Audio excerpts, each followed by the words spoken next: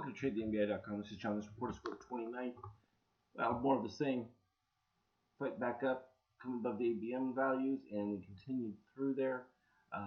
We were seeing a decent improvement in the steel, and interesting, coming off this steeper move. Now, it wasn't enough to get above the 13.5 here with the steel.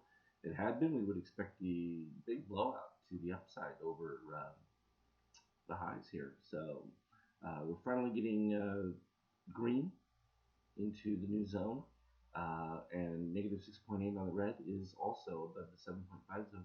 So not overbought either.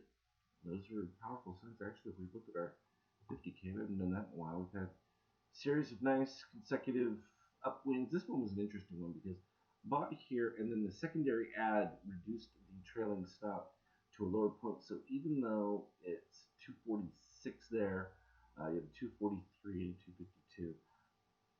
If we look at the performance report, I think it should be right at the highs. But this equity curve is going to be so much better as we have the improved input readings, and that it's going to be phenomenal. Very excited about that one, without question.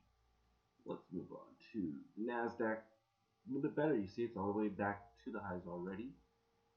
And the Dow, still slightly behind, but much better. I mean, it only needs to get right there. So, day or two, and we could have equilibrium again, which would be positive for the potential of an up move. Gold couldn't sustain it. We expected it to come down to the lows. We may only do this 50% retrace. I mean, they didn't even do a Fibonacci on it yet. Let's take a look real quick. See where it puts it. Yeah, 50% right where it closed. So dip back below that. Anything above 126.36 range.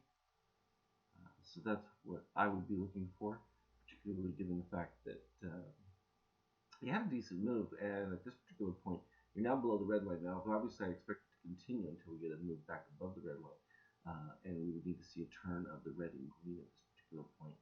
You've had the single wave; it's going to roll down. It could take a few more days for that to actually finalize itself, and obviously, bonds, crazy, getting back up near the highs, but you got nowhere to go.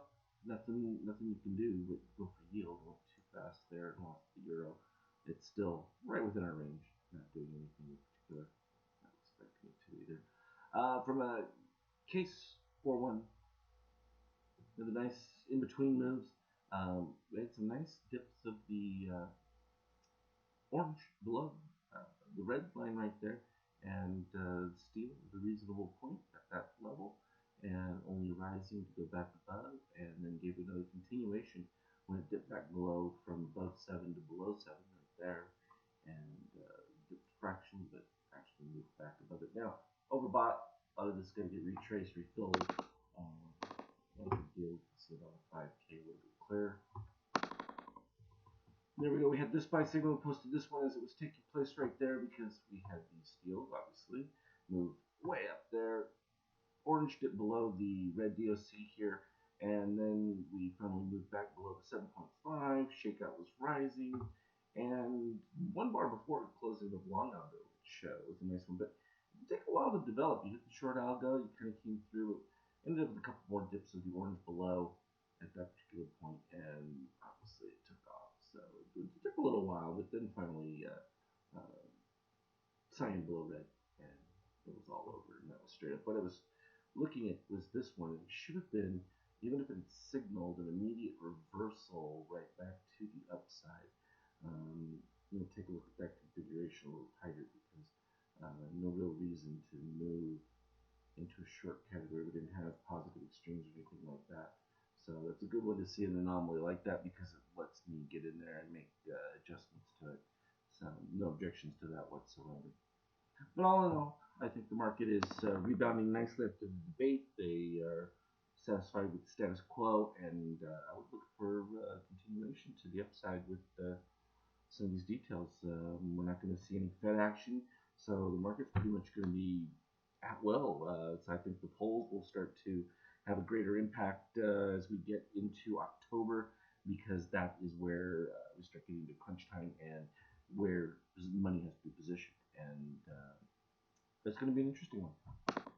very exciting. We're just going to have to follow the reading, see where the money goes. It's always the answer.